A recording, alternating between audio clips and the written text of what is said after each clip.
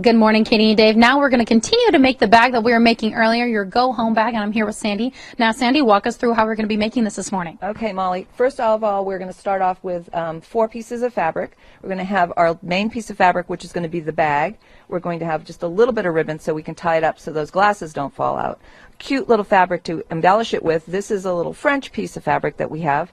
And then the binding that you were making earlier. So this is the binding that you were making, and all we're going to do is press it with this little binding maker, which is really fun, one of the fun tools that we learn about at Swig and Stitch. Makes it really quick and easy, and we don't have to burn our fingers.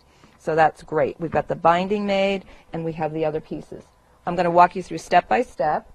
Step number 1 is we're going to take the binding to the sewing machine, which we're not going to do this morning. I've already done this previously, and sew it on the top of the bag.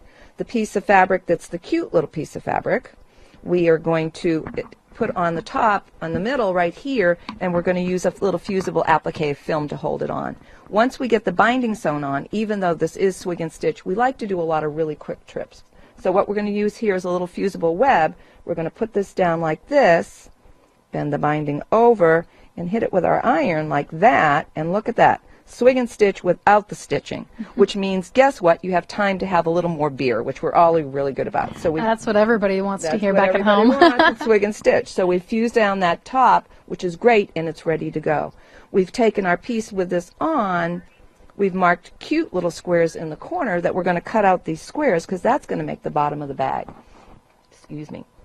We want to have a bottom of a bag nice and flat because it's cute for cute little gifts and things to take. All right. Well, I'm going to stop you right there, and coming up in just a few minutes, we're actually going to be finishing up this bag so we can show you the end product of your go-home bag. It'll be looking something like this, so you'll want to stick around. We'll be right back with more after the break.